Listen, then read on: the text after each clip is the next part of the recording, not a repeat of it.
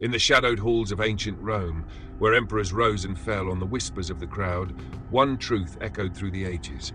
The loudest voice often hides the emptiest soul. Imagine standing atop a digital colosseum, your words flung into the void, only to be met with silence.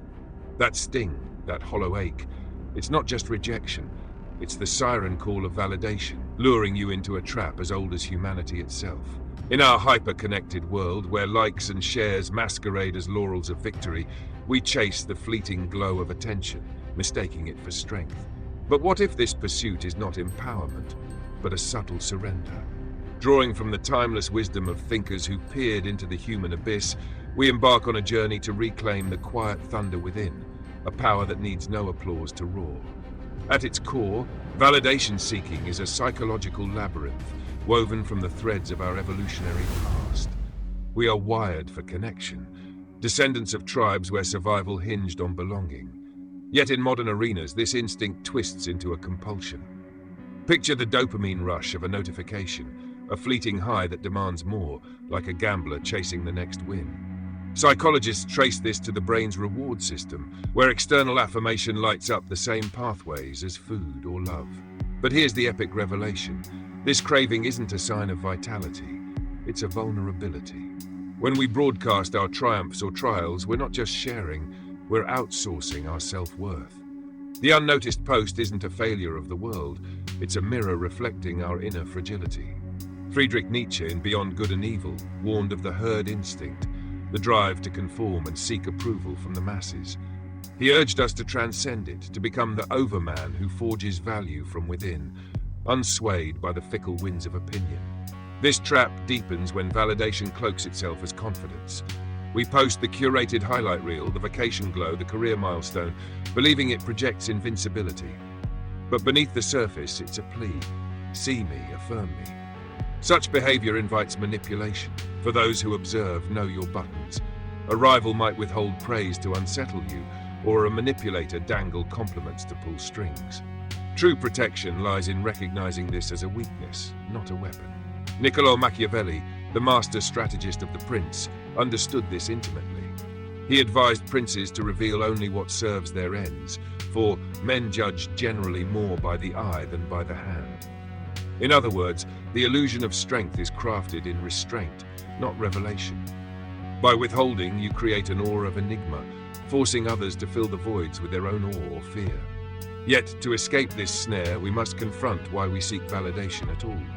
Often, it's rooted in unaddressed voids, childhood echoes of unmet needs or societal pressures equating visibility with value. Carl Jung's The Undiscovered Self illuminates this. Our psyche harbors a shadow, the repressed aspects we deny. Validation-seeking is the shadow's whisper, urging us to overcompensate for hidden doubts. Ignoring it perpetuates the cycle. Embracing it transforms weakness into wisdom. Imagine a warrior in an epic saga, not boasting of battles won, but letting scars speak silently. This is the path. Shift from external echoes to internal equilibrium. Start by auditing your impulses. Before posting or speaking, ask, does this serve my inner fortress or erode it? As we delve deeper, practical anchors emerge. Cultivate mindfulness rituals like journaling unspoken thoughts to build self-dialogue over social monologue. Detach from metrics. View them as weather, not worth.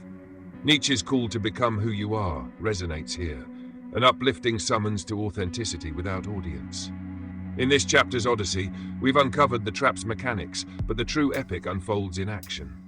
By embracing silence, you don't diminish, you amplify.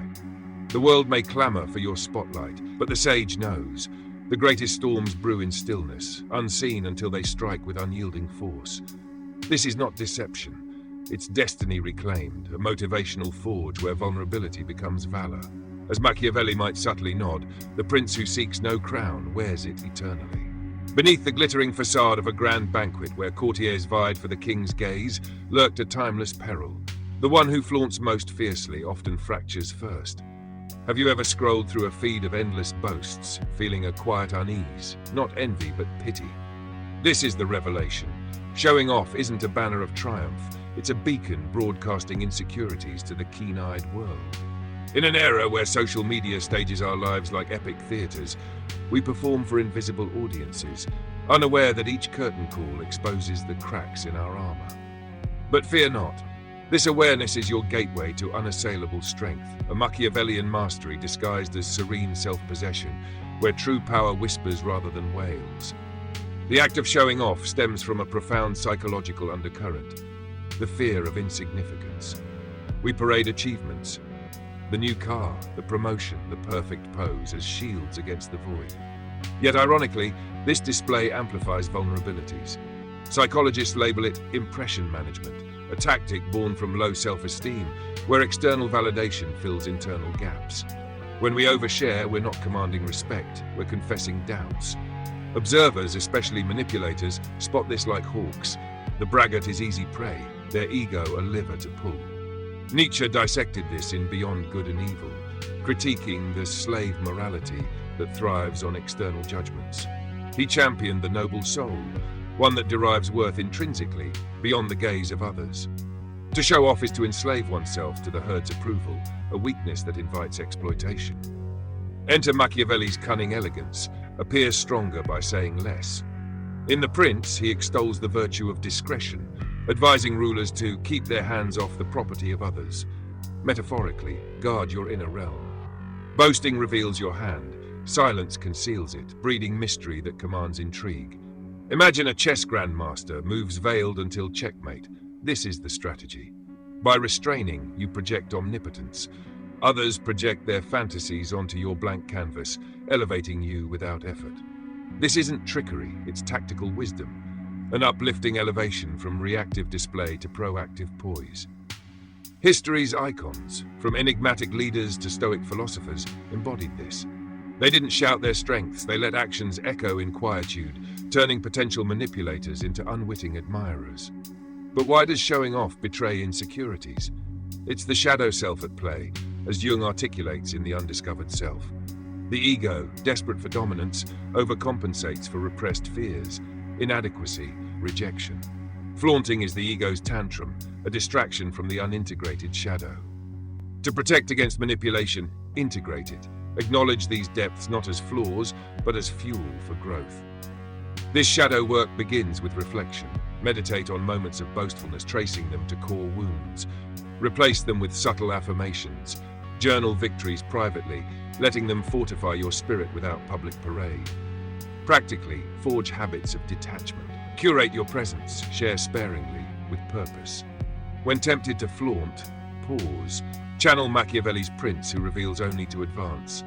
Build networks not on spectacle, but substance. True allies value depth over dazzle. Nietzsche's exhortation to live dangerously applies. Risk invisibility to discover invincibility. This chapter's epic narrative isn't about hiding, it's about harmonizing the self, transforming ostentation's pitfalls into pillars of power. In the grand tapestry of existence, the one who needs no spotlight casts the longest shadow, inspiring awe through absence. Embrace this, and manipulation's chains dissolve. Not through deceit, but enlightened restraint, a motivational ascent to the heights where true legends dwell. Amid the ruins of forgotten empires, where winds whisper secrets of fallen giants, stands an eternal fortress. The self, unbreached by the tempests of external tempests. What if the greatest conquest isn't over lands or foes, but over the clamoring ego within? In a world bombarding us with demands for visibility, the path to liberation lies in shadow work. That profound Jungian alchemy, turning inner turmoil into unbreakable gold. This is no mere survival.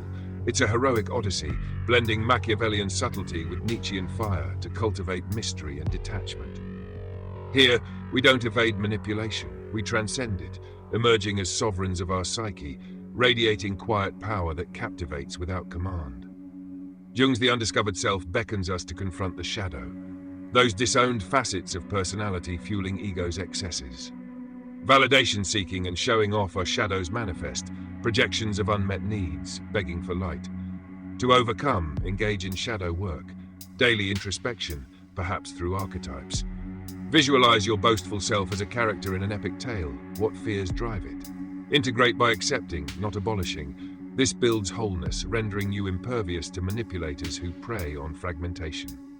Nietzsche complements this in Beyond Good and Evil, urging us to dismantle illusions of the ego.